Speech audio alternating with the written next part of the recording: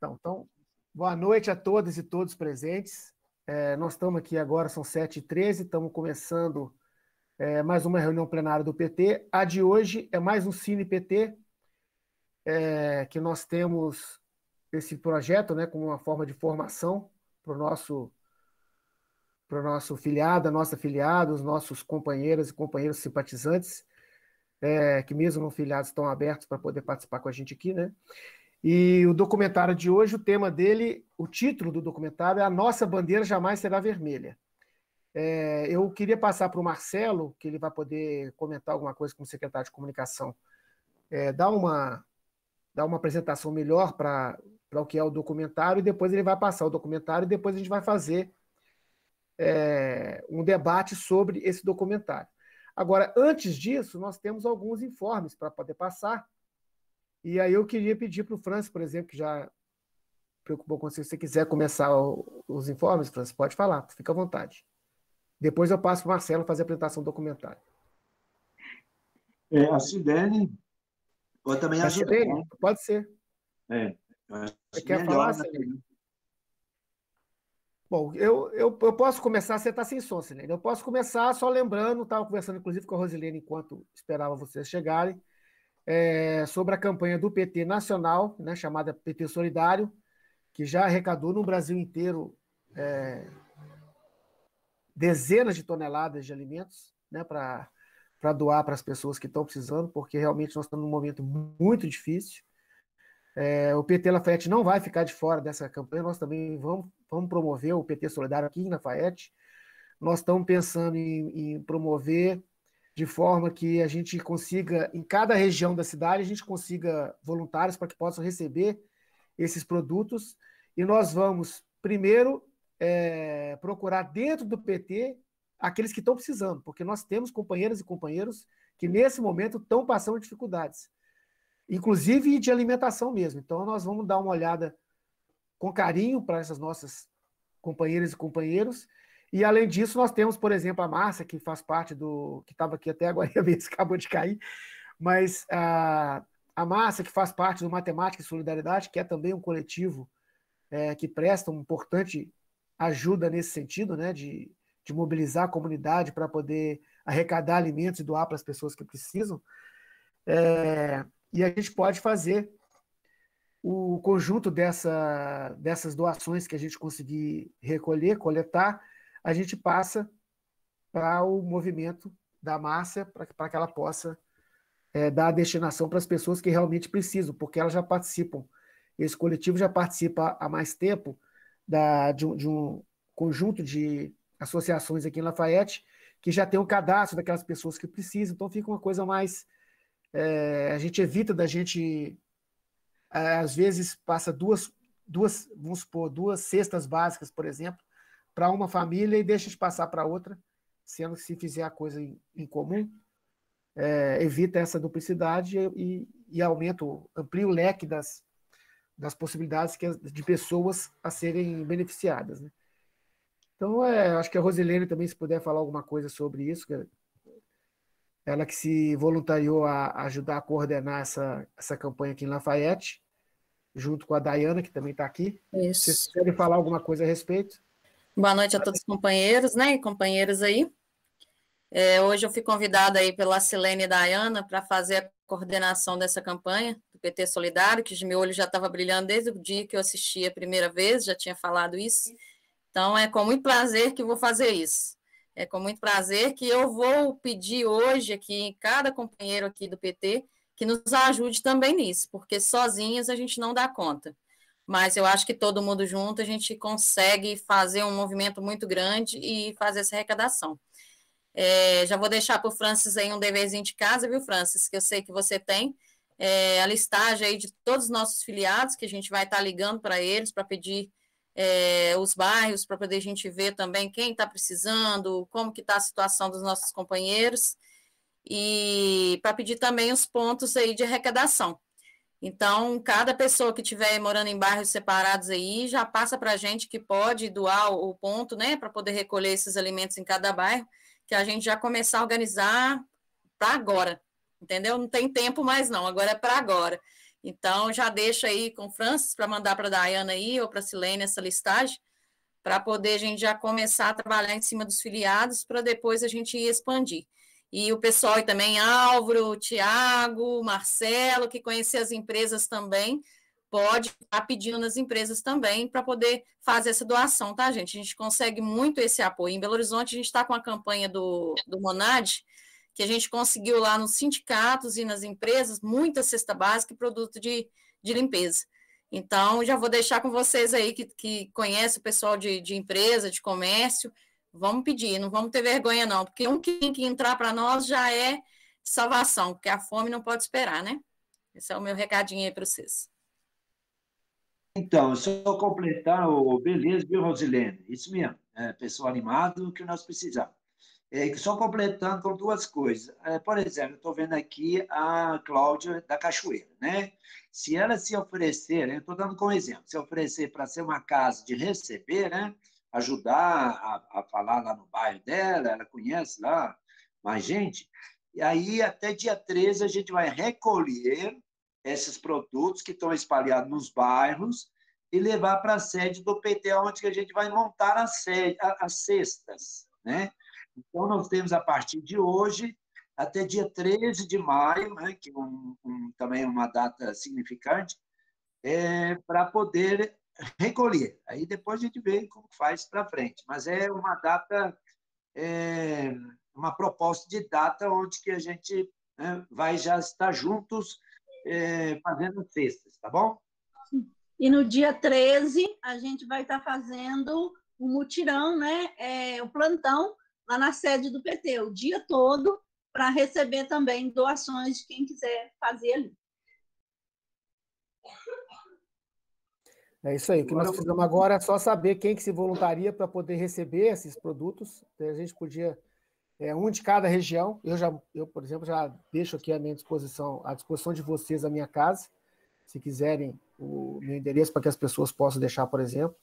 Um deles, né, aqui no meu bairro. E se cada um conseguir, nos demais regiões da cidade, a gente consegue, acho que uma forma fácil de conseguir,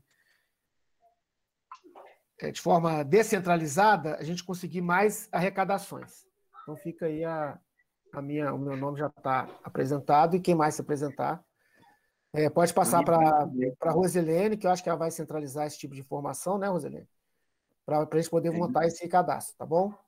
Nossa casa aqui também, seria Angélica e Museu e região lá do Álvaro, né? Já são duas regiões. A minha é Museu, Arcádia, tudo está aqui pertinho, né? E a gente tem que falar do 1º de maio. Isso, pode falar, Francis, se você quiser. Já falar. Espera só um momentinho, Francis. Tiago, você quer fazer alguma pergunta? Sim, é uma questão que me ocorreu, pode ser que seja dúvida, né, de alguém e também, às vezes, até uma sugestão, né? No caso, por exemplo, a pessoa que quiser comprar uma cesta para estar doando, né?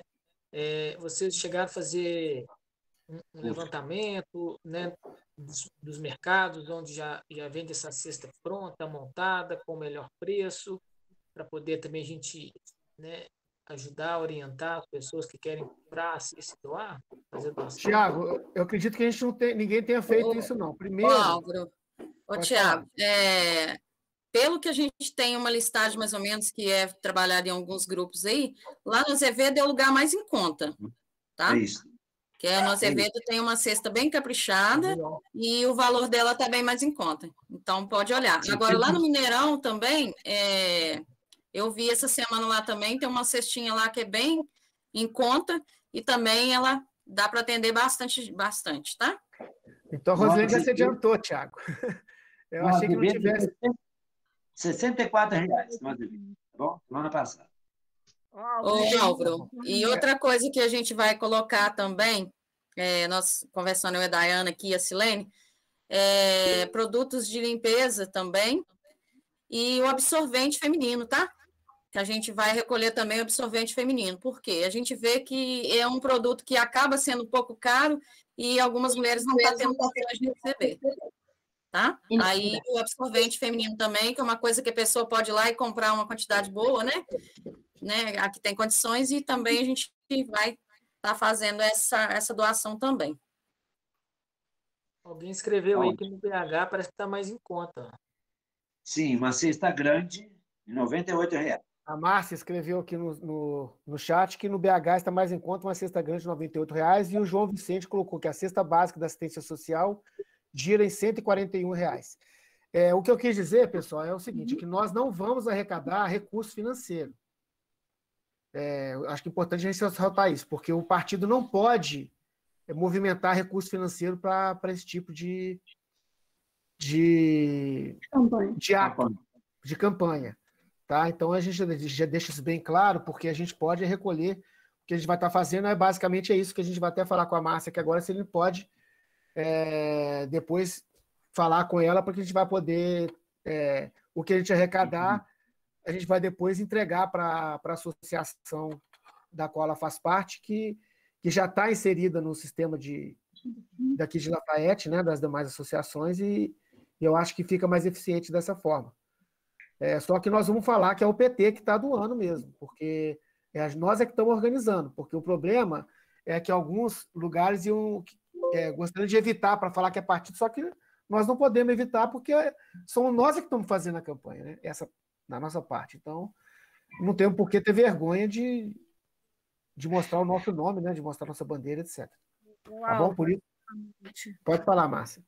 Eu vou ter que sair às 19h45, porque eu tenho uma aula. Mas, Francis, ele é nosso parceiro aí no Matemática e Solidariedade. Qualquer informação a gente pode passar para ele.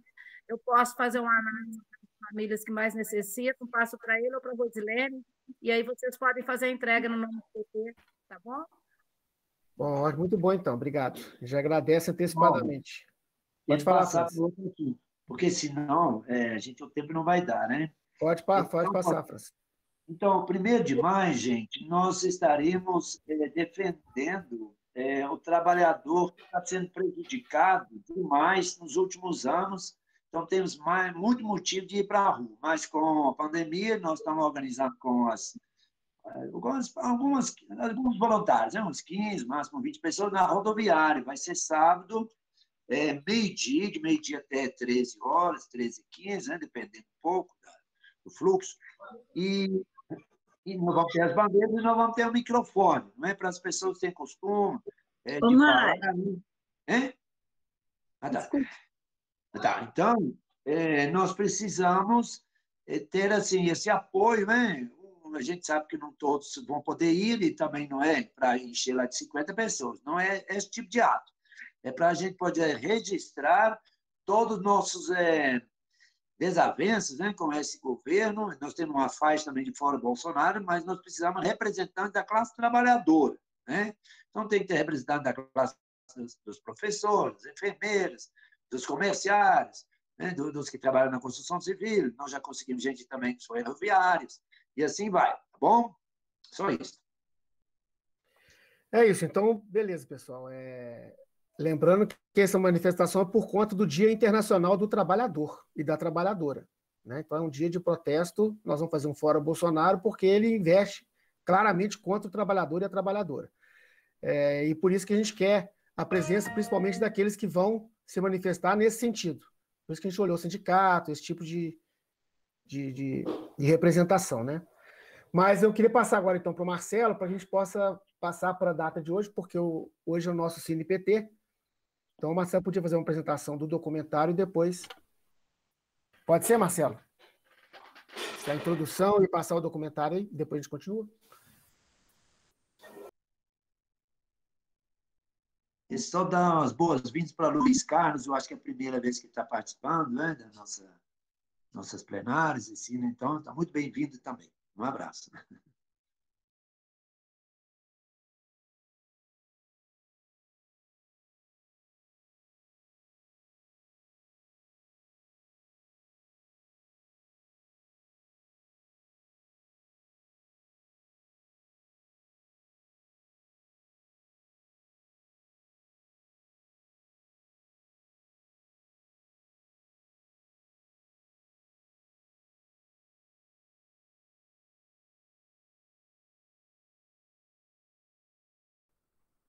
Muito bem, dá para escutar bem. Então tá bom. É isso. Vamos abrir agora as inscrições para quem quiser. Para quem quiser fazer o seu comentário, tudo eu queria até começar, já que não estou vendo ninguém inscrito aqui. Deixa eu ver se tem alguém. O meu comentário é rápido. Eu só queria atentar para algumas coisas que vocês vejam como que o golpe não foi uma coisa fácil, não foi uma coisa como alguns, inclusive na própria esquerda, dizem, porque o PT deu muita bobeira, o PT facilitou demais, a Dilma foi muito. Não é uma questão de facilitar, porque a briga é muito desigual. Sabe, é o que o Marcelo está falando aí, dá esse exemplo. Um jornal nacional fala toda noite para, sei lá, 100 milhões de pessoas. Toda noite. E a gente fica tentando esse trabalho de formiguinha, de 16 aqui, 10 ali, 5 lá. Aí você tem um blog, um blog que tem mais visibilidade, é 1.000, né? De 1.000 para 100 milhões, é uma diferença absurda. Mas vocês vejam também que, ainda assim, eles fizeram tudo aquilo que eles promoveram em 2013, como é que mudaram o discurso, como é que trouxeram aquilo que no início era contra a Rede Globo engoliu aquilo ali, né? Engoliu aquele sapo, mas promoveu a mudança, fez com que aquilo que era contra a Rede Globo também passasse a ser contra a Dilma, que nem era inicialmente a razão para que tivesse movimento, porque as manifestações eram contra o ônibus, que era uma coisa municipal, as questões eram contra, no Rio de Janeiro, o racismo, sabe? Aquela coisa de favela na praia, do favelado, aquela coisa que eles têm lá. Quer dizer, foram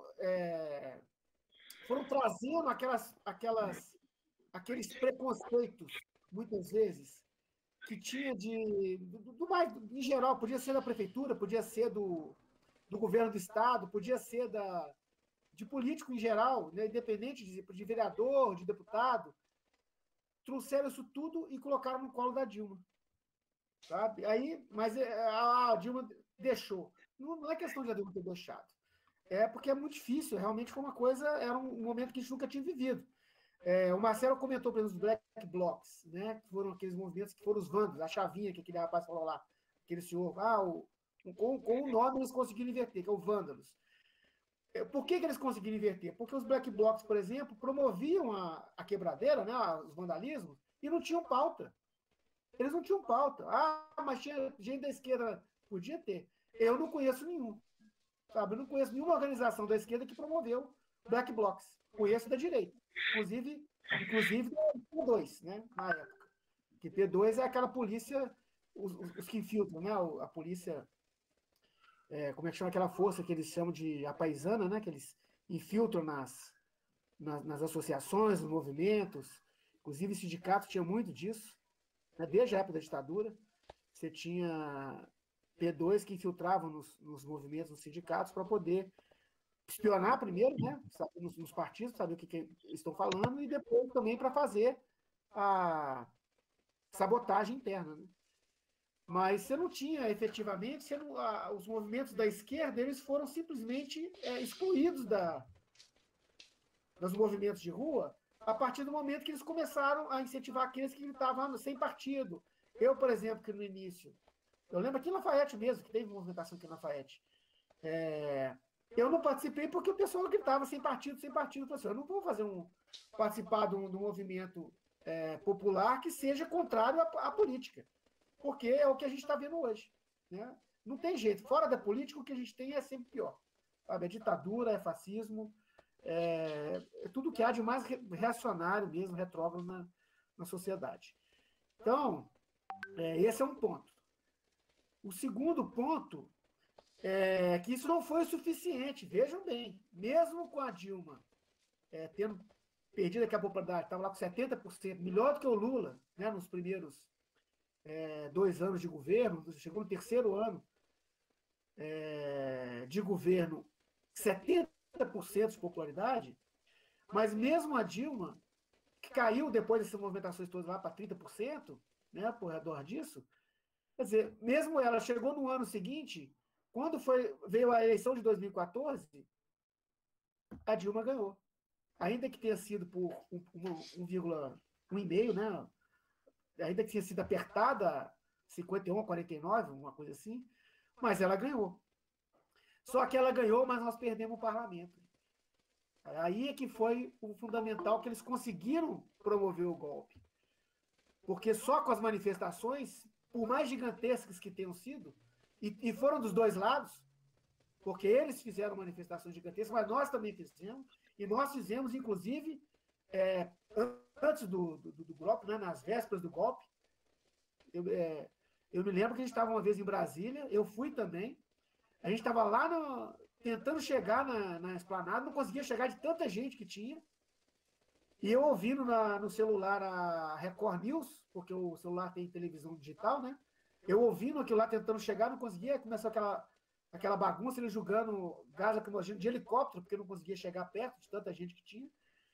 E aí o Record News, o jornalista falou assim, não, porque tem que aprovar as reformas trabalhistas, acho que era reforma trabalhista na época, porque a população não tem ninguém indo para a rua, sabe? Não tem ninguém reclamando, está todo mundo querendo essas reformas são boas para o trabalhador brasileiro. Vejam só, e a gente eu não consegui chegar lá onde fica o Congresso Nacional, de tanta gente que tinha. E ainda assim, o argumento era esse, quer dizer, nós não temos essa concentração, que fala no documentário. Né? Enquanto eles falam 100 milhões de pessoas todo dia, cotidianamente, a gente fala para meia dúzia, sabe? Quando muito é para 1.000, 2.000 pessoas. Mas, de qualquer maneira, nós ganhamos e perdemos o parlamento. Então, ou seja, não adianta a gente só, por isso que eu atento para isso, não adianta a gente só ganhar com o Lula ano que vem, por exemplo, se chegar a eleição, o Bolsonaro não tiver caído antes. Não adianta só o Lula ganhar. O Lula tem que ganhar e a gente tem que conseguir eleger também um parlamento, um Congresso Nacional, assim, bem expressivo. Pelo menos como foi em 2002. Porque senão, se fosse o Lula que tivesse sido, como alguns comentaram, porque se o Lula tivesse entrado no lugar da Dilma em 2014, voltado para presidente, não tinha acontecido golpe. Não é verdade. Com aquele Congresso que a gente tinha, é igual ao Congresso que a gente tem hoje. Eles teriam caído da mesma forma. Por quê? Porque a direita é muito grande no Congresso. E foram eles, no fim das contas, que promoveram o golpe. Né? Com o apoio de todo mundo, mas se não tivesse o apoio do Congresso, não teriam tido o golpe. Como agora a gente está tentando fazer o impeachment do Bolsonaro, porque o Bolsonaro realmente cometeu o crime de responsabilidade. Ele realmente, se fosse seguir a lei, já tinha que ter saído há muito tempo. Porque não pode um presidente no exercício do cargo cometer crimes. E ele cometeu, inclusive, além de crimes de responsabilidade, alguns crimes são crimes comuns. Então, ele tem que realmente, a gente tem que tirar ele. Mas é outra história. Para ficar no documentário, é só para tentar para isso. Nós não podemos cair na conversa fácil da grande mídia. Tá? Nós temos que ter sempre uma análise crítica, o pé atrás, com tudo que vem de Globo, de Veja, desse tipo de Isto É, tudo quanto é Bandeirantes, Record. A gente tem que estar sempre com análise crítica sobre isso, mas também a gente tem que ter a coragem de reagir a isso.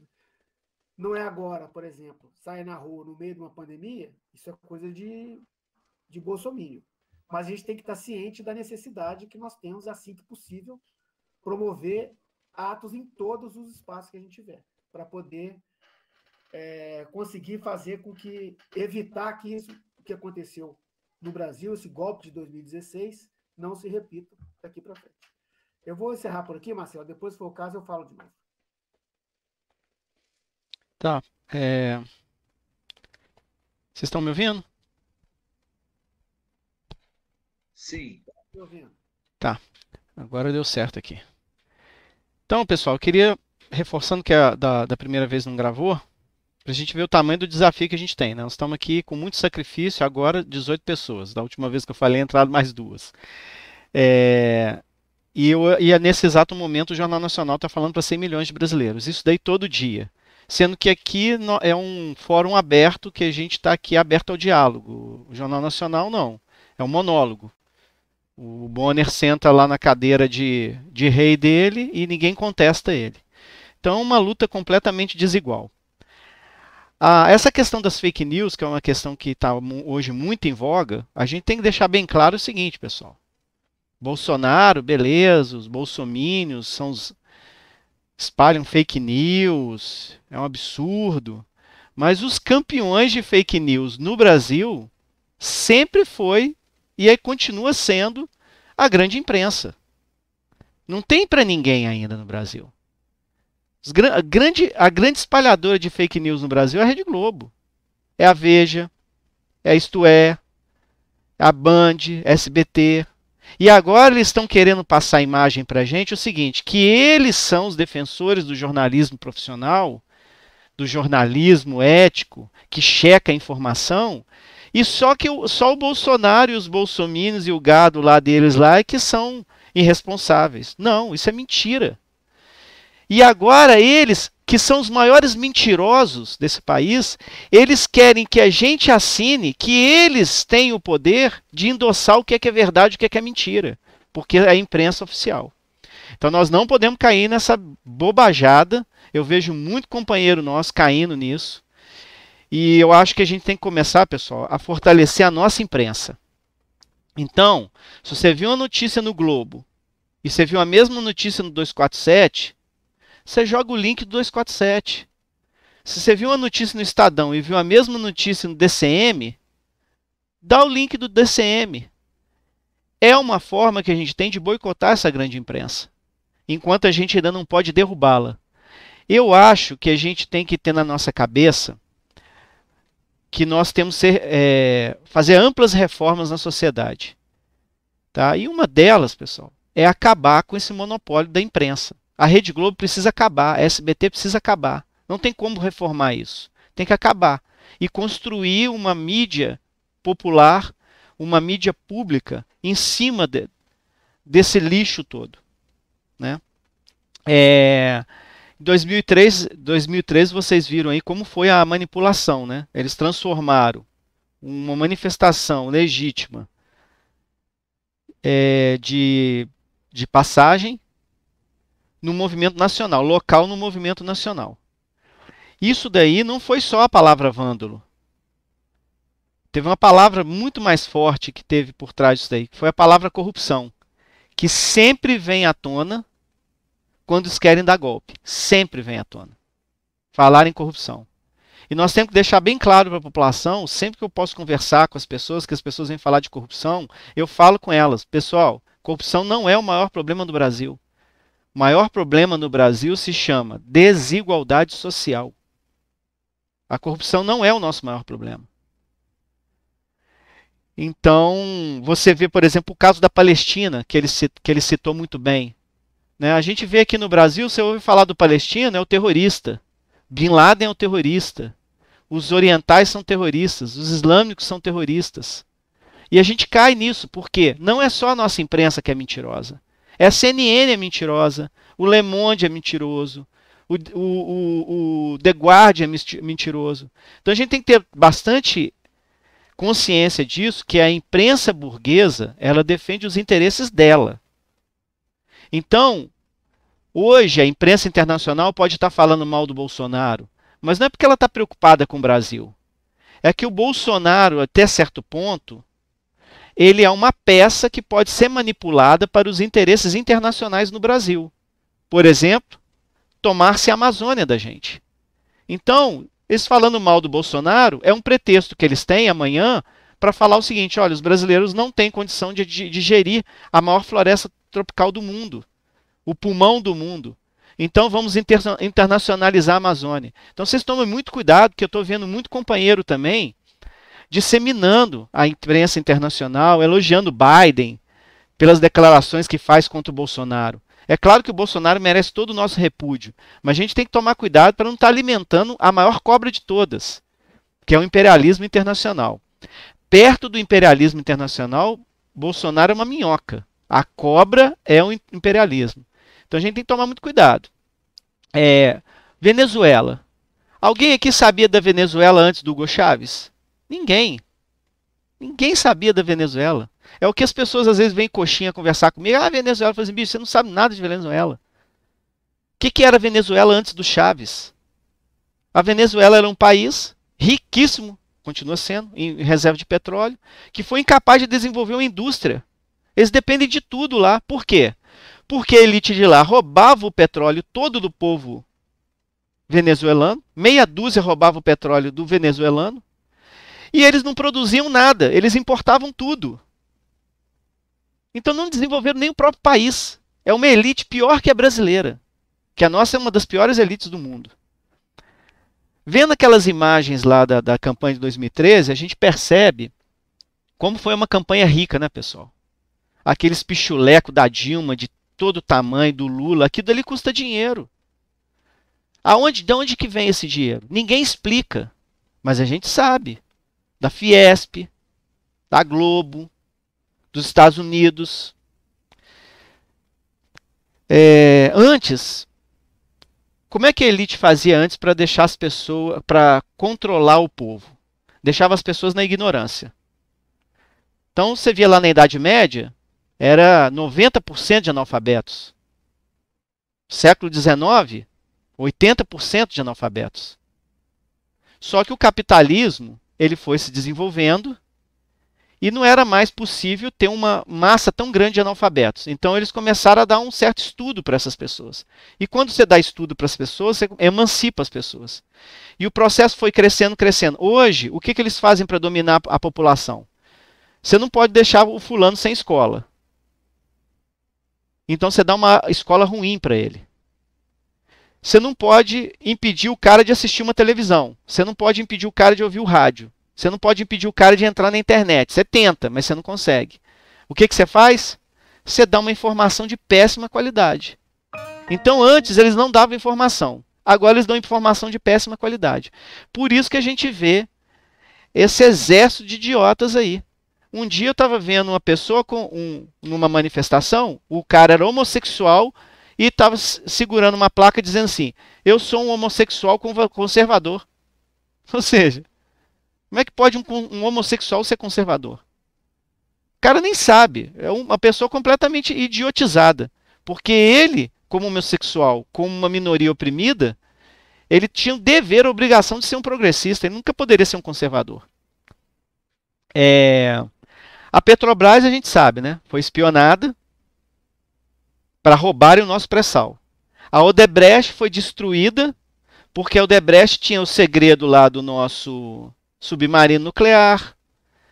A Odebrecht tinha contratos de engenharia no mundo inteiro.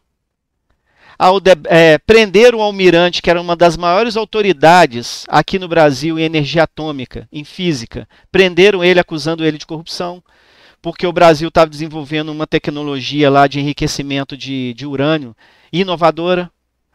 A Embraer foi vendida. A Boeing pegou toda a tecnologia que tem na Embraer e depois devolveu a Embraer.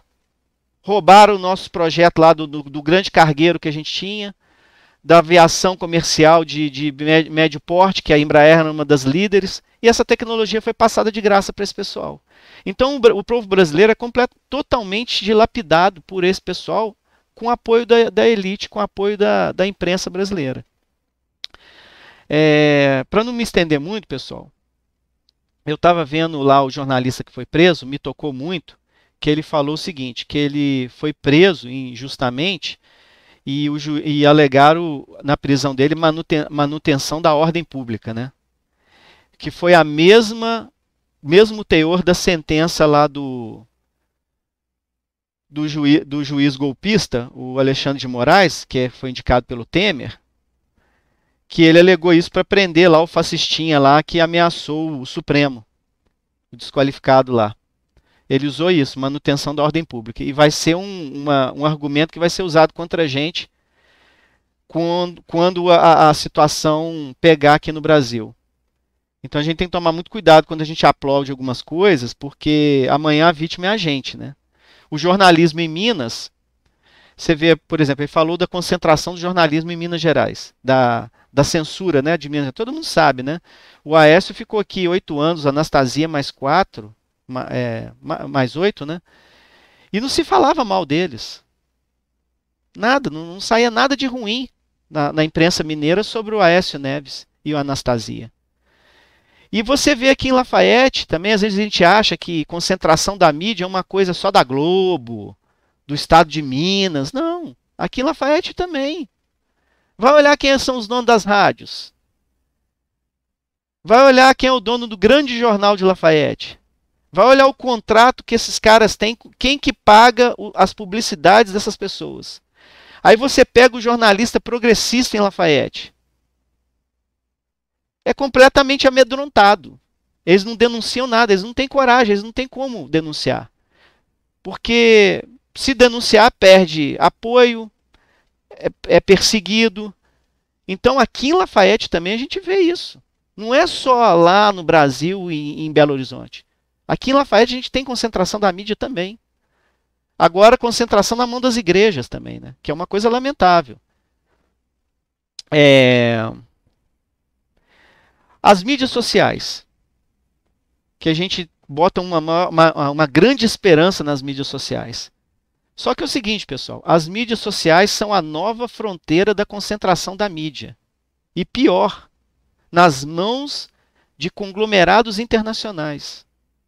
Nós estamos aqui falando numa plataforma do Google.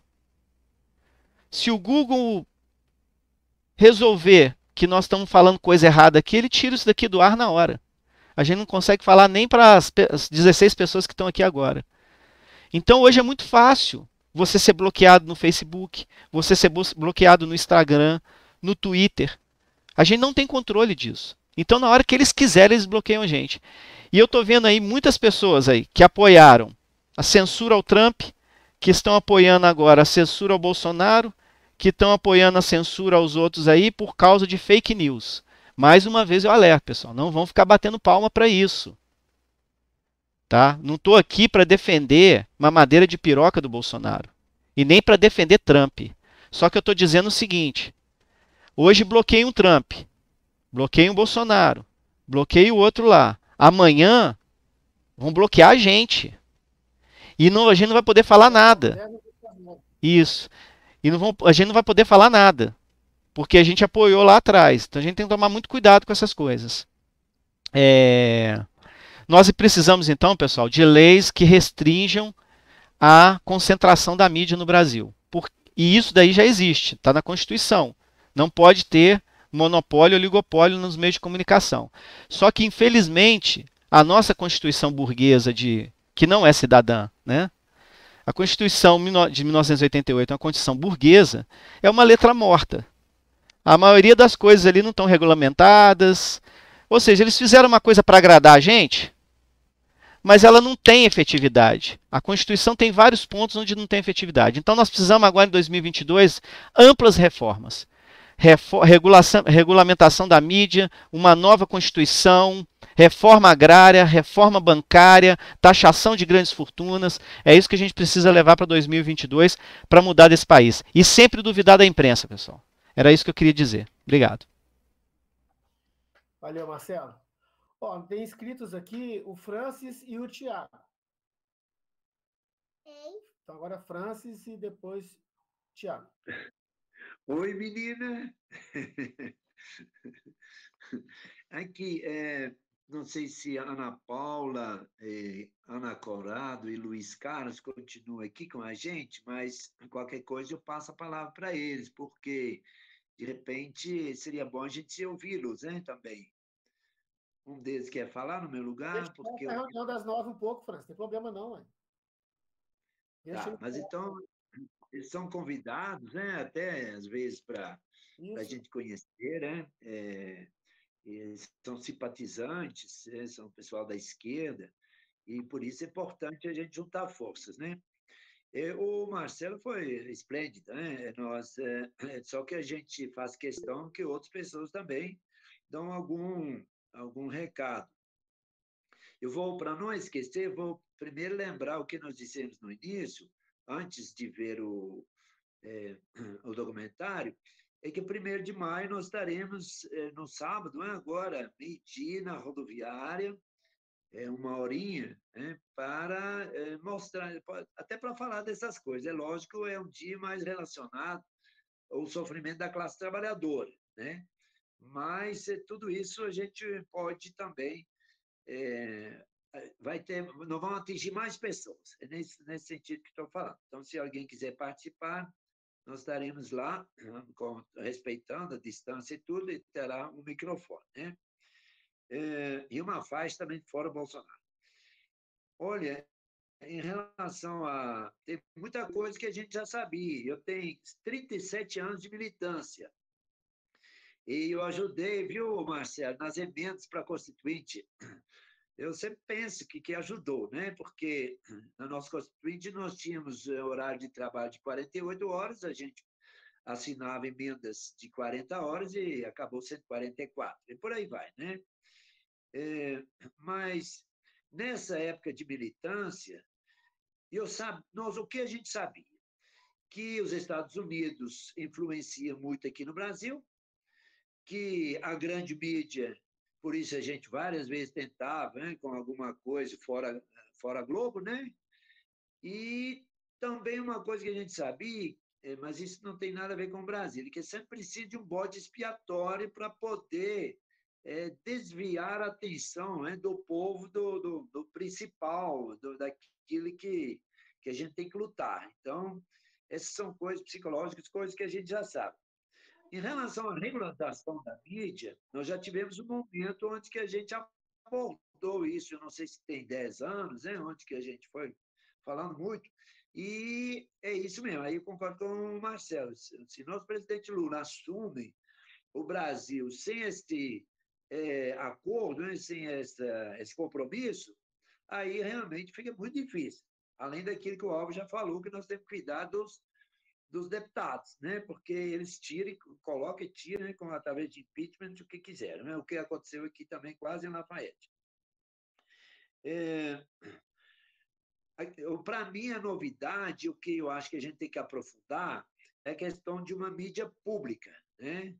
Isso aí, para mim, ainda é uma coisa que eu não domino, e, lógico, a regularização da mídia. Muito obrigado. Obrigado, Francis. Agora é o Tiago e depois se inscreveu o Sérgio e a Elizabeth.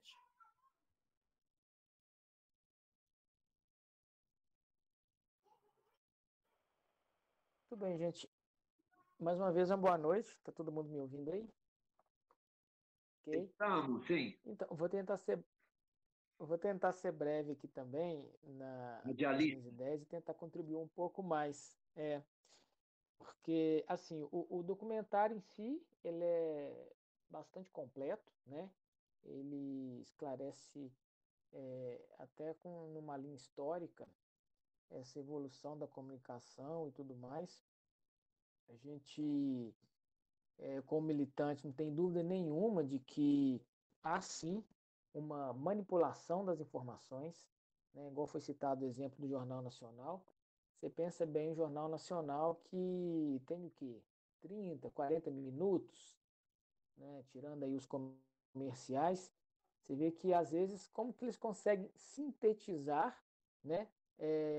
Num campo global, né?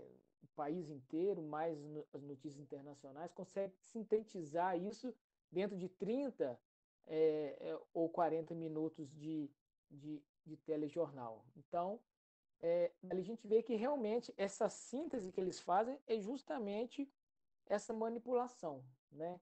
Eles manipulam muito bem, preparam muito bem uma pauta, com todo um, um gráfico visual, né? Imagens. Quem é que não recorda aí, né?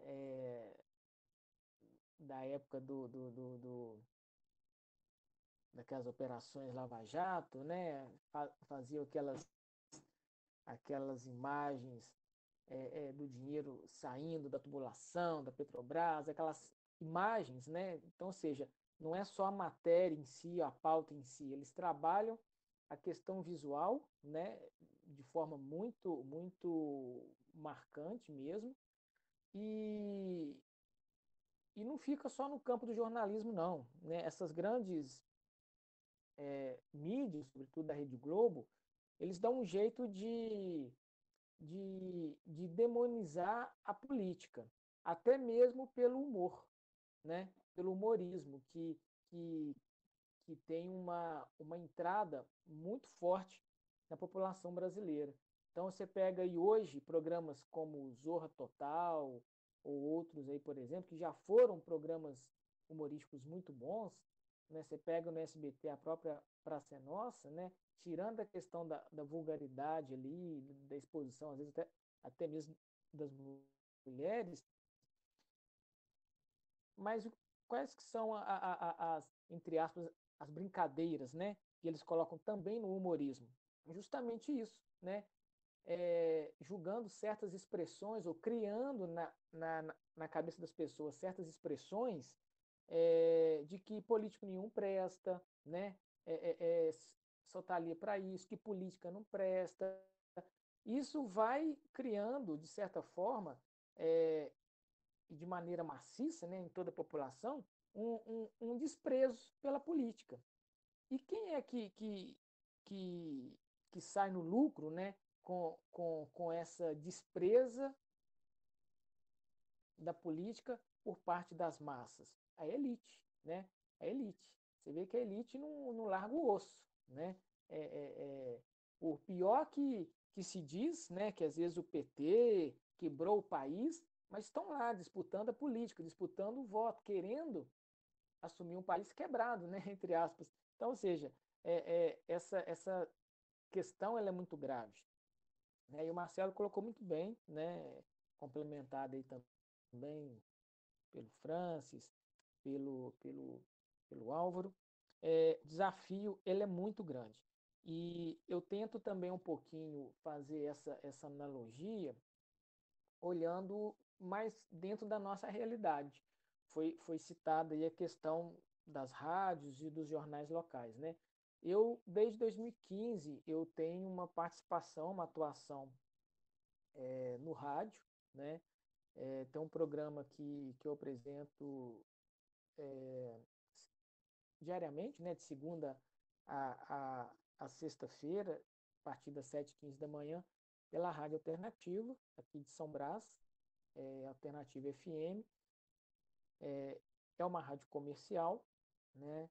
E também é transmitida né, no site da emissora na internet.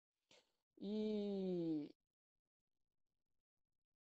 por atuar já há um certo tempo também com rádio, a gente, é claro, a gente vai, né, conhecendo muitas pessoas, né? A Rádio Alternativa, ela é uma rádio que ela é administrada pela Fundação Radiodifusora de Congonhas, por sua vez pertencente à Arquidiocese de Mariana, então uma rádio católica, né, que inclusive tem um papel social muito grande, muito importante, né? Assim, eu pessoalmente eu não conheço outra emissora na região que presta um serviço social tão tão tão grande quanto a Rádio Congonhas, mas ainda é preciso melhorar em muito, né? Justamente por conta disso, né? O que manda é o capital, é o dinheiro, né?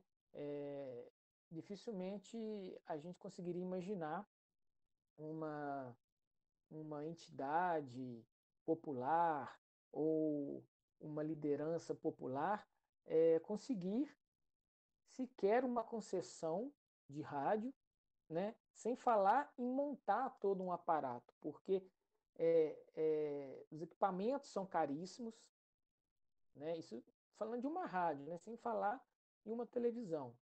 Então são caríssimos os equipamentos, o custo para se manter uma rádio também é muito caro, né?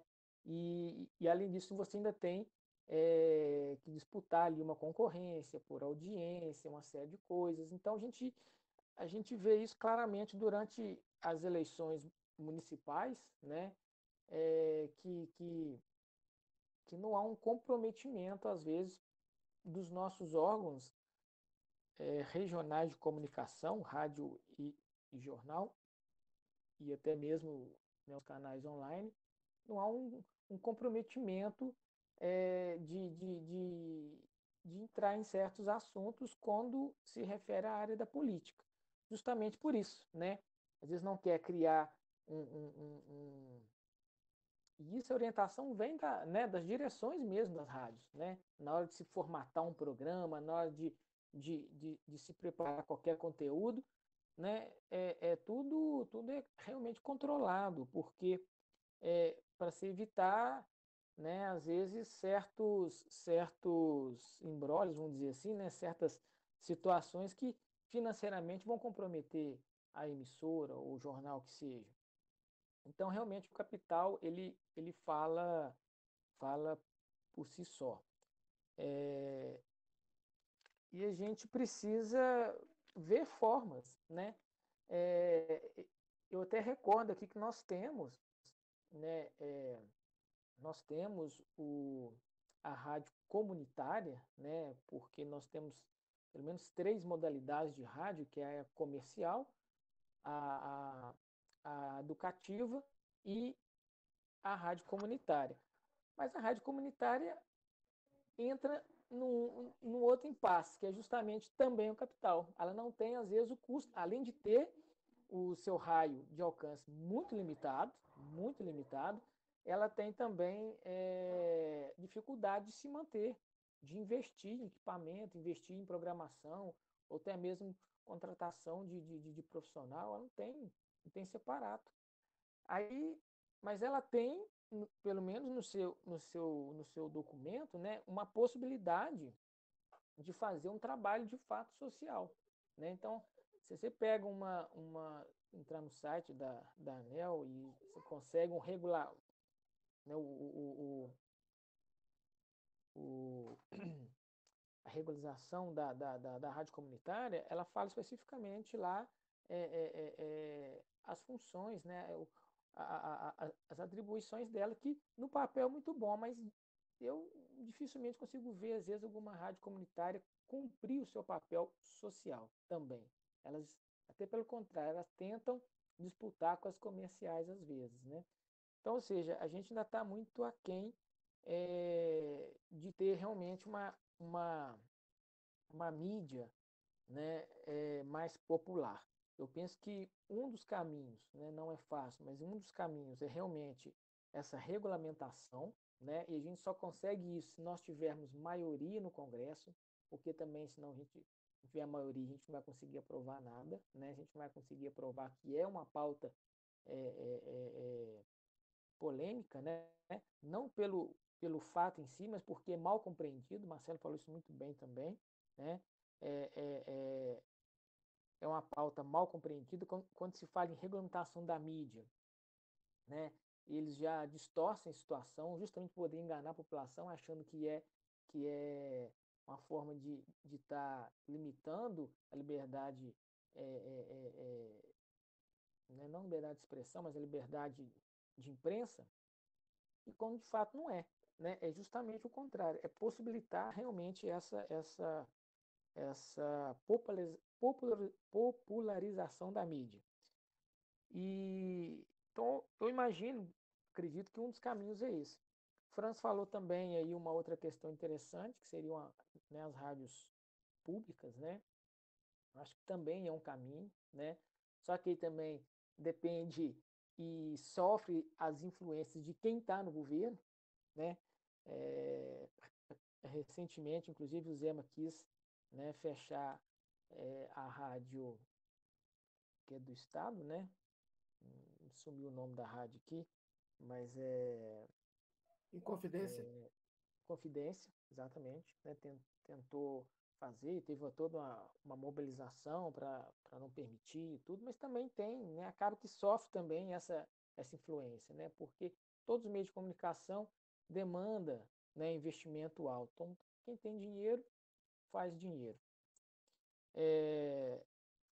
Aí finalizar também minha fala, né, dizendo que assim, eu acredito muito na mídia alternativa.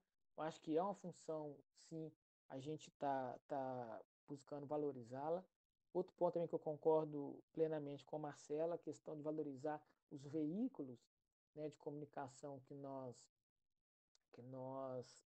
consideramos independentes, né? Inclusive, eu gosto muito de assistir, por exemplo, na televisão, no canal da Cultura, o Jornal da Cultura, né? Que é um jornal que tem um formato diferente. Você tem ali, inclusive, sempre 2 convidados para fazer um debate, expor opinião, né? Tem uma abrangência maior, né? A gente tem aí na internet, que eu gosto muito de acompanhar também, é o Carta Capital, e tantos outros, né, que já foram ditos aí também. Eu acho que a gente precisa difundir mais, né, divulgar mais, pelo menos, né, entre nós e nas nossas redes também, divulgando isso, né, divulgando essas questões que eu acho que é a forma de a gente valorizar. É a arma que nós temos no momento, né? É realmente as redes sociais que a gente sabe que faz a diferença. A Rede Globo realmente ela se viu numa situação complicada, né, com esse aumento, né, das redes sociais e tudo, né, mas ela ainda mantém, sem dúvida nenhuma, esse monopólio, que precisa ser resolvido, mas eu só acredito que a gente consiga resolver isso com uma maioria no Congresso que, que, que, que vê essa necessidade, que vê essa importância. É isso. Obrigado. Nós que agradecemos, Tiago. Agora, Sérgio, depois Elizabeth e a Silene pediu para fazer um convite. Depois, então. Sérgio? O seguinte, pegando sobre a questão local, a comunicação aqui no município de Conselheiro Lafayette, nós temos, de vez em quando, já desde 2018, discutindo isso na nossa reunião do MTC, que é um grupo que nós nos reunimos todos os meses, também um grupo de trabalhadores. E sobre esse tema da comunicação, nós tivemos uma conversa dentro do método Ver, Julgar e Agir, que é o método que a gente usa no MTC, uma conversa no ano de 2018. E nessa reunião nós tiramos uma ação de promover algo em favor de uma comunicação mais popular, mais comunitária aqui no município de Lafayette. Porque tudo isso que acontece em nível nacional, que nós acompanhamos nesse documentário de hoje, acontece também aqui. E eu penso também que nós, então, assim, precisamos de agir nesse sentido de implantar ou resgatar uma comunicação mais popular em favor do trabalhador, em favor do povo aqui de Lafayette, com mais informações, com mais verdade. E porque aqui também existe um monopólio da comunicação. E é um monopólio com ideologia, um monopólio com ideologia de direita. Quando, por exemplo, a gente, ou nós, ou algum outro partido de esquerda, viermos a ganhar as eleições, viermos a governar o município, com toda certeza, se nós não tivermos uma boa comunicação, até mesmo uma rádio ou uma televisão comunitária ou algo desse tipo, eu não sei, de acordo com o que o Tiago falou aí, as rádios e TVs comunitárias, pelo que eu entendi, tem muitas limitações, mas a gente tem que encontrar uma forma de ter uma comunicação melhor aqui dentro do município, que seja uma televisão, uma rádio, um jornal escrito. Precisamos encontrar essa forma. E porque se não tiver isso, tudo vai continuar concorrendo para que não consigamos governar. Vai continuar concorrendo para que não consigamos governar e nem implantar as políticas em favor do trabalhador e do povo. Como aconteceu, por exemplo, com o governo do PT de 2005 a 2008, quando no início parecia que a mídia, no início do governo, os 2 primeiros anos, parecia que a mídia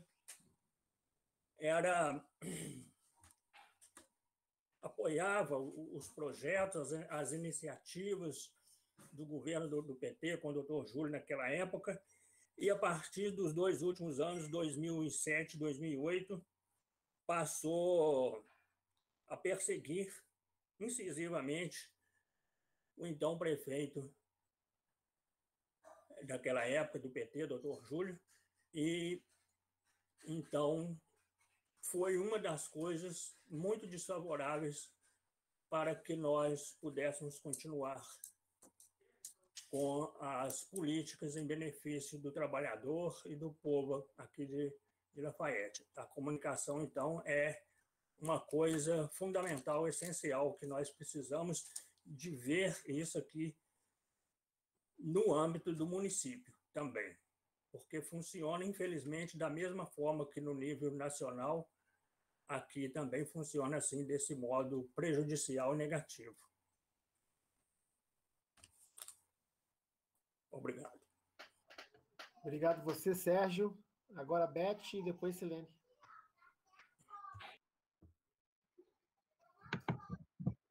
Boa noite a todas e todos. Muito bem a fala de todos que me anteciparam aí. Foi bom que facilitou aqui para diminuir a minha fala.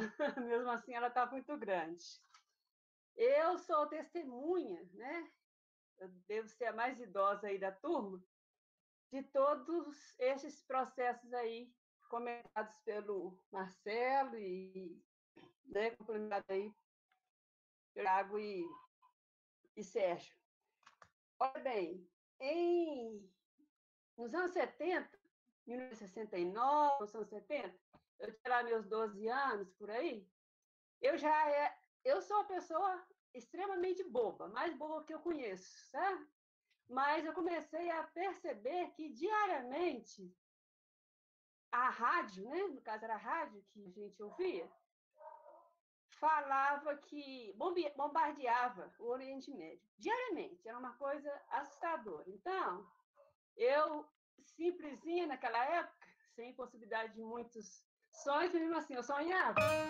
Ficava triste de pensar que aquela região toda, onde passou Cristo, né, e a vida, aquela parte bíblica, eu jamais poderia conhecer, porque ele ia se acabar, lógico, quando algum dia eu fosse adulto e tivesse condições financeiras de ir a um lugar daqueles.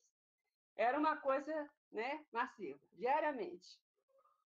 Depois, em 82, aliás, antes, quando eu entrei na Caixa, em 77, eu pude assinar a revista Isto É e comprar, eventualmente, o jornal Folha de São Paulo. Naquela época, foi o que me trouxe informações sobre o que era a ditadura militar, que naquela época estava começando a ser informado ao pessoal sobre as torturas, as prisões, essas coisas todas. A revista Isto É era excelente nessas informações aí.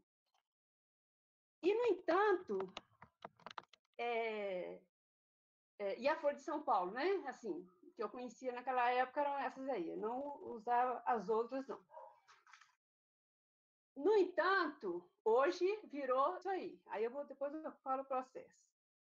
Em 73, aqui eu pulei um pedaço. Em 73, antes de eu entrar na Caixa, foi quando eu fui trabalhar no Rio de Janeiro, a Juiz de Fora, né? Roceira ao cubo. No entanto, eu fui para lá quase morrendo, porque eu não tinha mesmo emprego em Juiz de Fora. Porque todos os dias a rádio, não sei se era a Rádio Globo naquela época, ou se era a Rádio Tupi, ou qual que era, tinha um programa lá chamado Rádio Patrulha, qualquer coisa parecida assim, que todos os dias tinha um Paraíba enfiando a peixeira em alguém. Era uma coisa assustadora. Todos os dias. Hoje tem bala perdida, tem briga de gangues, naquela época, esse negócio assim. Então, eu fui para lá pensando, se eu chegar lá e continuar viva, sem nenhuma peixeira em mim, eu quase morri mesmo, tá? Cada lugar que eu ia sofrendo. Eu tinha 16 anos naquela época. Então, né, como é que eles fazem com as pessoas? Isso até hoje, né? Até hoje. Então, em 77, assinei essa revista Isto É.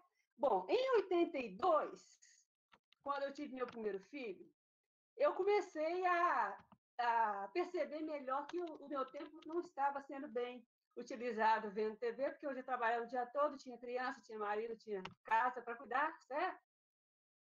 E estava perdendo muito tempo ali querendo ficar informada.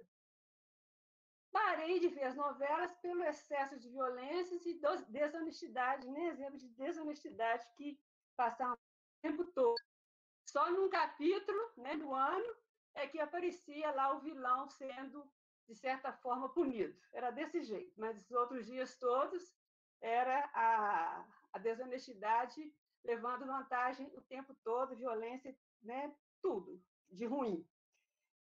E parei com as novelas. Depois eu percebi, nos programas humorísticos, o Tiago até citou aí, que era uma outra situação também que não valia a pena.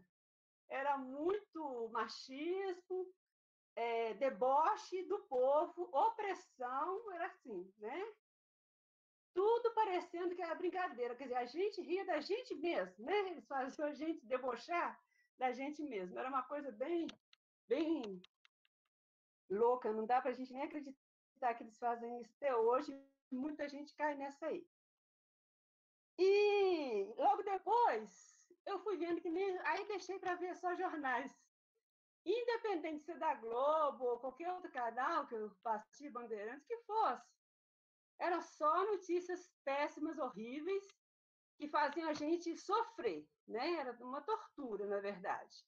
Para uma notícia que valesse a pena, era coisa raríssima, né? Alguma coisa que realmente informava. Bom, então, sendo assim, naquela época, em 1982, 83, eu parei de assistir qualquer coisa e foi a melhor coisa que eu fiz, porque eu fui descobrindo quanto que esses meios de comunicação emburrecem a gente, emburrecem.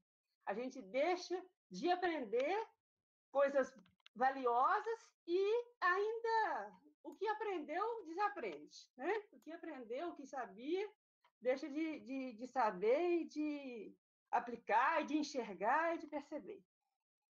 Bom, depois disso, a revista Isto É, tá? Então, eu era assinante dela e fui assinante durante muitos anos. Quando foi no final dos anos 80, ou início dos anos 90, não vou falar com muita certeza absoluta, aconteceu na Caixa um grande movimento, não sei se Paulo já... não, Paulo não trabalhava lá ainda, acho que nessa época não. Um grande movimento dos empregados da Caixa, a nível nacional, por mais empregados, concurso público e reajuste salarial, porque os salários estão congelados, né? Mais de 8 anos.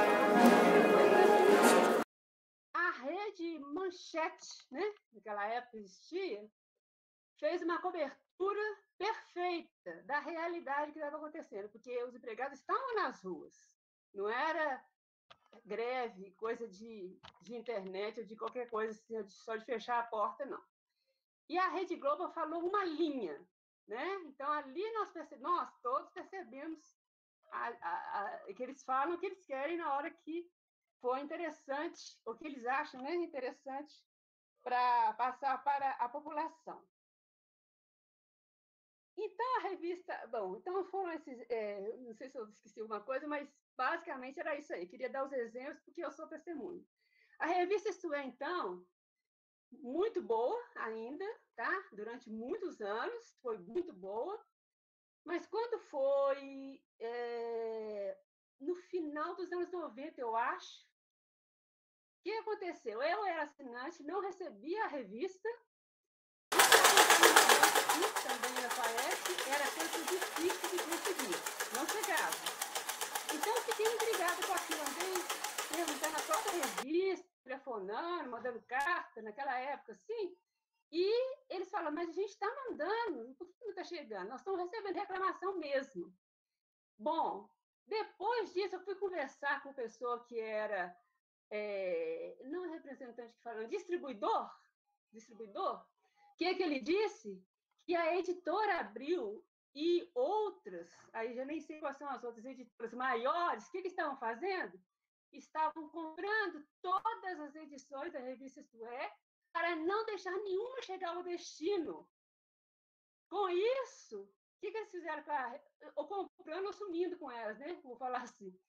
Aí, com isso, a editora, que eu esqueci o nome agora, da revista Isto É, realmente agora eu não consigo lembrar o nome dela, quebrou. Eles tiveram que dar, entendeu? Então, isso não aconteceu com essa revista, provavelmente está sempre acontecendo com outros canais aí, né? O Jornal do Brasil, a gente vê que mingou, né? Então, são processos aí que sempre que persistem e se repetem. E aí, hoje, infelizmente, não sei nem se eu vi um pedaço da fala do Sérgio, eu também fico surpresa, igual o Marcelo já falou, das pessoas que estão aqui na esquerda, sabendo que essas redes grandes, né, a nível mundial mesmo, viu, Marcelo? Igual você disse, falam o que elas querem, põem as brigas sempre provocando brigas. Ou briga entre cristãos e muçulmanos, ou entre protestantes e católicos, ou entre brancos e negros, ou entre homens e mulheres, enfim. É igual você colocar todo mundo para brigar. Né? Para começar, esquerda contra direita, etc. Né? Ricos contra pobres, essa coisa toda. Assim, né? Quando eu falo ricos contra pobres, eu não estou falando os ricos são contra os pobres mesmo, né? Na verdade, né? Geralmente, mas estou falando que coloca isso como assim, eu não tenho nada a ver com isso, eu quero dizer isso, né? Eu não tenho nada a ver com isso, minha situação é ótima e dos outros não é. Não consegue enxergar que a desigualdade não é uma coisa justa, né? É preciso ter um mínimo de dignidade para todas as pessoas. Então, esse documentário aí trouxe, né, muitas informações, o tempo todo é assim, e eu não consigo entender como que gente ainda do nosso grupo continua assistindo e aplaudindo, igual Marcelo falou. Hoje é fulano, amanhã somos nós, não é isso? E vão ser atacados novamente, né? Novamente. O problema todo é esse. E uma coisa muito interessante, vou concluir. Quando o Lula estava presidente, acho que em 2006 mesmo, que eles começaram a falar contra e aquela história do mensalão, que na verdade a Rede Globo é que puniu todas as pessoas citadas no mensalão, com culpa ou sem culpa, né? Com provas ou não. Ela que condenou.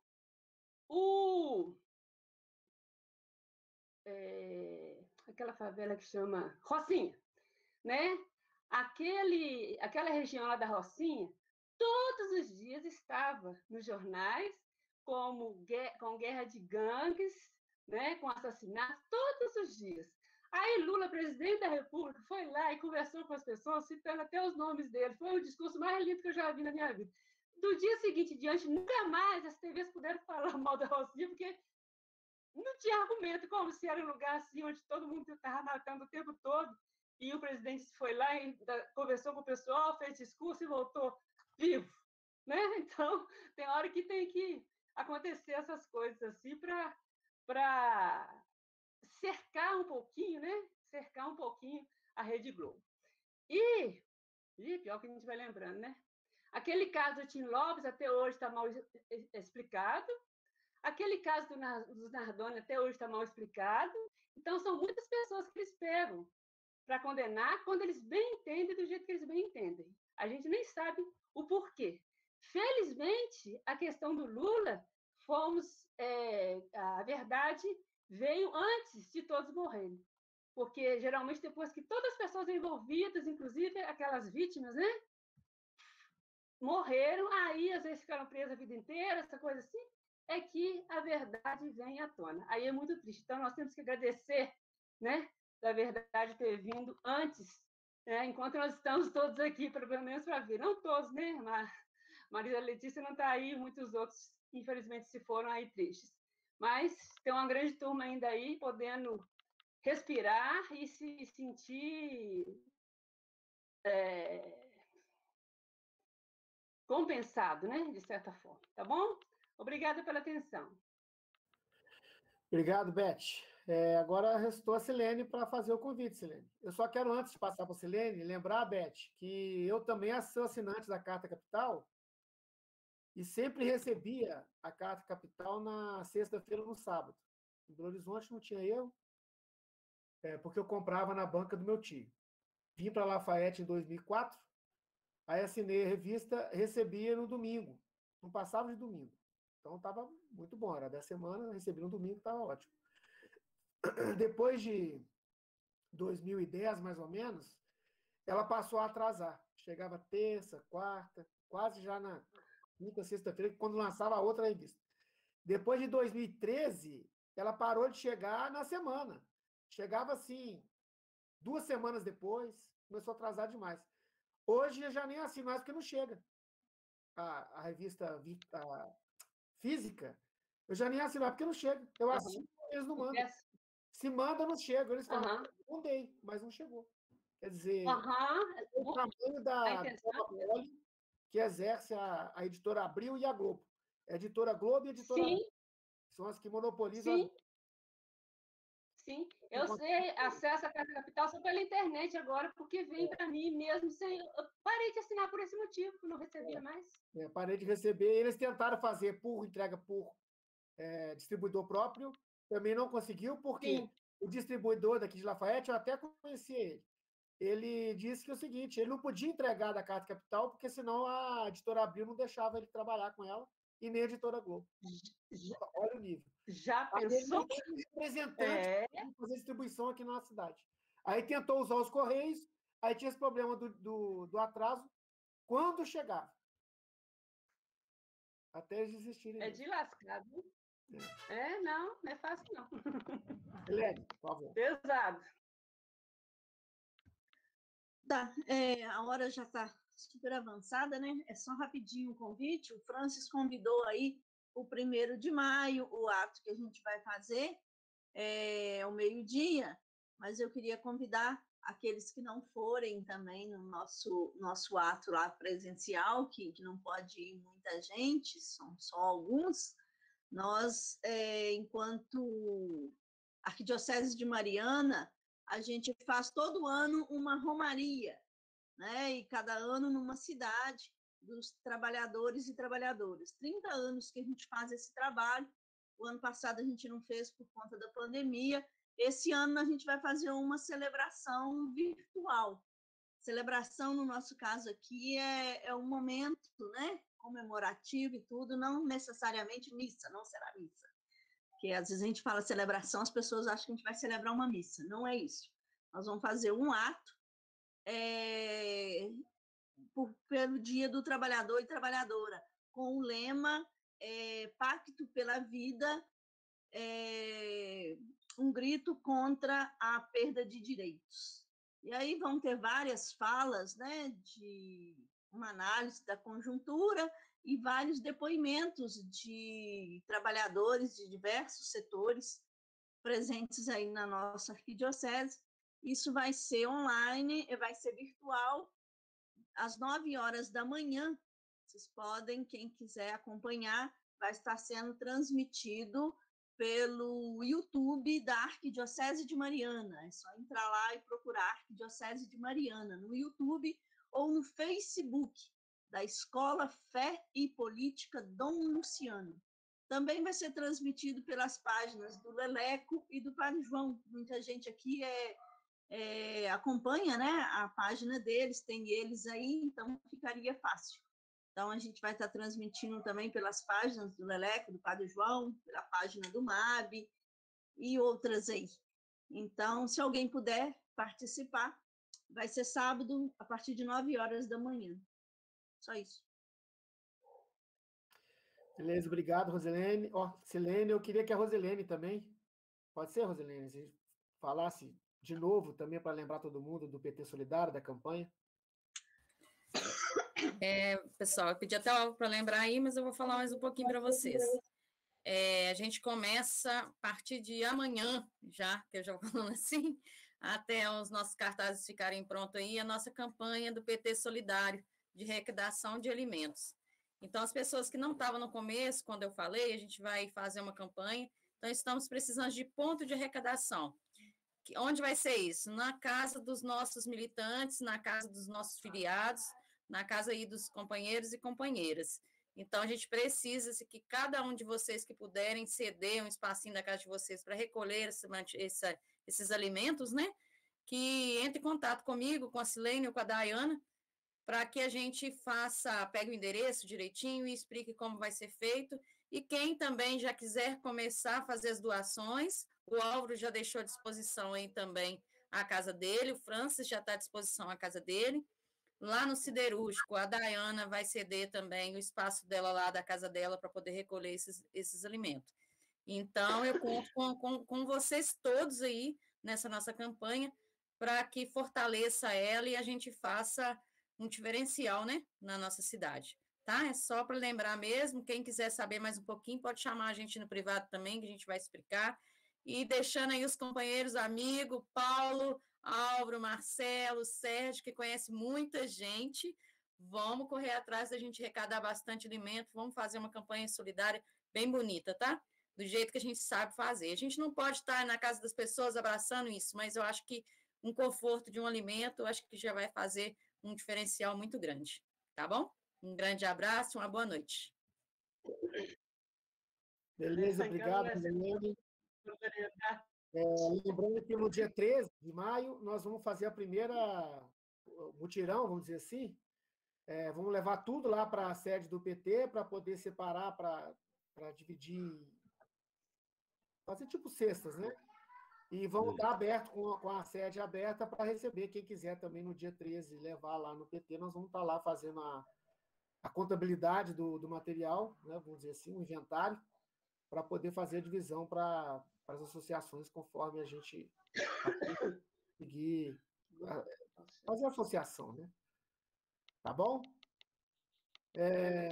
Lembrando, por último, só para voltar para o tema que a gente falou, da mídia, né? O Marcelo comentou aqui, antes de encerrar, então, eu queria só lembrar que é importante, muito importante que a gente faça isso, que a gente promova aquela mídia que ela é independente desse poder, né, do poder econômico, do capitalismo, principalmente, no sentido de dar notícia com mais qualidade. Então, o que o Marcelo falou, eu ressalto que é muito importante, por exemplo, quando você vê uma notícia no Globo, ou qualquer outro órgão dessa grande mídia, né, qualquer que seja, Record, Bandeirantes, ou nos canal UOL, ou no G1, esse tipo de coisa, procurar essa mesma notícia em algum daqueles órgãos progressistas mesmo, que a gente chama de progressistas, seja na Jornalistas Livres, no DCM, no Brasil 247, na Carta Capital, tantos outros que tem na internet, para a gente poder fazer o compartilhamento das mensagens ao mesmo tempo que a gente dá uma publicidade para esses sites, para esses órgãos, porque da mesma forma que os grandes se alimentam de YouTube, desses grandes meios, né, de Facebook, também os pequenos se alimentam. E é importante que eles tenham mais visibilidade, mais utilização. Tá bom? Se alguém tiver alguma consideração final aí para a gente, antes de encerrar, por favor. Bom, só vou cumprimentar o seu Milton, que há muitos anos que eu não estava vendo o seu Milton. Estou feliz de te ver por aí, viu? Tudo bom, seu Milton? Obrigado pela presença. Álvaro, posso fazer uma consideraçãozinha pequena aqui? Pode sim. Pode. Boa noite a todos. Nossa, aquela reunião está boa, 9h37, ainda estamos aqui com todo mundo. O tema, na verdade, é muito bom, né? Ele merece uma discussão maior. Eu queria fazer uma consideração de que esse é um dos documentários mais bem feitos sobre a condição da mídia no Brasil que já foram apresentados, né? E ele tem uma credibilidade muito grande porque ele apresenta uma versão da visão internacional sobre a mídia brasileira. Tem uma fala muito expressiva que diz o seguinte: a postura adotada nessas circunstâncias abordadas no documentário são de envergonhar a classe jornalística do Brasil, né? Mas aí a gente tem que fazer assim a gente tem que traçar uma linha no meio e dizer dos jornalistas que se submetem e dos jornalistas que não se submetem, né? Que procuram instrumentos mais livres. Ele fez uma alusão muito interessante, né? A grande criação de blogs de notícia é uma resistência à mídia imposta, né? E mesmo que não seja intencional, eu fico acompanhando que todos nós somos produtores de notícia. E, às vezes, maus produtores de notícia, porque a gente não precisa... A gente tem uma linha ideológica, mas tem uma coisa muito importante que está numa propaganda do jornalismo da Globo Minas que não acontece. Mas a propaganda deles é assim: a notícia não é produzida aqui na redação, é na rua. Então a gente tem que tomar cuidado, porque isso é o correto, realmente. Eles não fazem isso. Eles fazem o contrário. Mas nós, como produtores de notícia, por advento da rede social, tem que haver muito cuidado sobre a maneira como nós produzimos, para nós não estarmos incorrendo na mesma imbecilidade que eles têm feito com a gente. Com o seguinte diferença: eles têm muita qualidade na produção, então uma mentira deles, às vezes, pesa quase mais que uma verdade nossa, se nós não soubermos contá-la direito, narrando exatamente o fato. Então, é um grande cuidado, e, inclusive, a gente vê isso muito em grupos de amigos, a gente vê isso muito no grupo do PT, a gente vê também, que eu fico acompanhando. A gente, às vezes, compartilha muita coisa que não foi verificada, entendeu? E cria fragilidade nos nossos argumentos. Então, é uma grande tensão. Se nós não estamos, mesmo institucionados, num veículo de comunicação alternativo, nós somos esse veículo sempre quando a gente se expõe na rede social. Então, é lembrete assim que a gente tem que ter muito cuidado, porque nós não podemos fazer como eles fazem, a gente tem que fazer da maneira correta, porque a nossa verdade é verdade.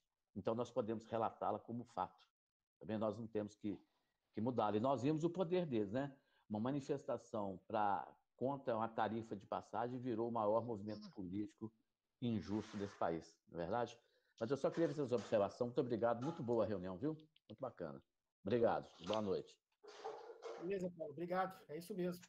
Só que antes de encerrar, então, eu quero ler aqui a Silene pediu para falar sobre a CPI do transporte público, e é muito importante que ela tenha lembrado mesmo, porque o Pedrinho, nosso representante na Câmara aqui em Lafayette, ele entrou com um pedido de CPI para a Câmara investigar o transporte público municipal aqui em Lafayette.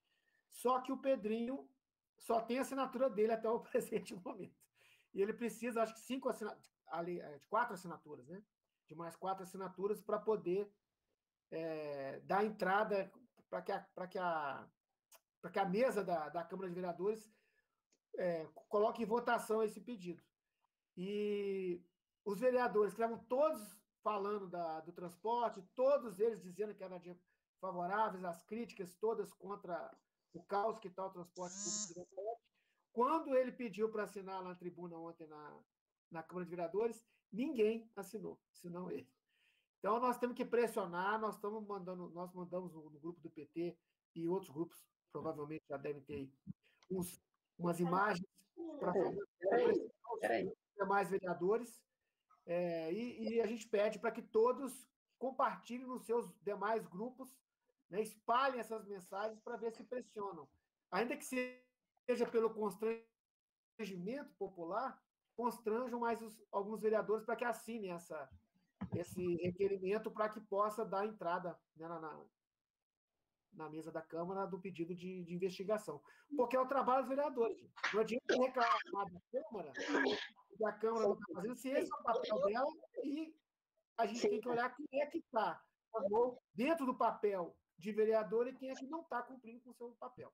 Né? Então, o mais agravante, né, Álvaro, é que alguns vereadores que disseram que assinariam, hoje ninguém quer assinar, após uma reunião com o prefeito ontem, onde 12 vereadores participaram. E agora ninguém quer assinar essas para saber o que aconteceu nessa reunião. Eu já ouvi, Silene, o pessoal dizendo o seguinte, que por conta dessa pressão, alguns vereadores já estão dizendo para o Pedrinho que vão assinar. Então, quer dizer, mostra que se a gente colocar isso mesmo, espalhar isso bastante, nós vamos conseguir essas 4 assinaturas a mais. Tá bom? É assim, eu vou colocar agora nos stories do meu Instagram aqui a pergunta: por que os vereadores de Lafayette não assinam o requerimento da CPI do transporte? Essa cidade merece uma resposta. Eu vou colocar lá, entendeu? Isso aí. Álvaro, tem uma convidada nossa aí hoje da Resistência Feminina também, tá? A Ana. Então, 2 anos, né? Eu queria... A Resistência Feminina que vai reforçar com a gente aí, ó. Então, o Francis comentou, eu queria que a Ana Paula, a Ana, que fizesse uma apresentação para a gente, porque são... E o seu Milton também, né? Apesar de que a gente já conhece, mas que fizesse uma apresentação rápida para a gente. Ok, boa noite, né? Meu nome é Ana Paula, sou assistente social, atualmente eu estou no Conselho Tutelar, né? Faço parte aí, como Rosilene disse, né, da Resistência Feminina, e sempre atenta, né, às questões das políticas sociais, até mesmo pela minha formação, né? Porque o serviço social, querendo ou não, é voltado para esse lado, né? Eu acho importante a gente estar sempre interagindo, e aproveito para cumprimentar o Sérgio também, né, Sérgio, que sempre está comentando, sempre convidando também, né, o Francis, a todos aí, né, e vamos aí sempre estar somando aí para as pessoas, para os cidadãos, né, porque eu acho que isso é importante, essa soma, para o bem, né, para a inclusão, para a igualdade social, para todas essas, contra essas mazelas aí que vem acontecendo, né, no país. Obrigada pelo convite. Nós que agradecemos, Ana Paula. Foi um prazer recebê-la e espero que você volte nas próximas reuniões. A gente tem reunião toda quarta-feira. E valeu demais a presença. Ana, você quer fazer a apresentação? Obrigada. Também? Ana Conrado?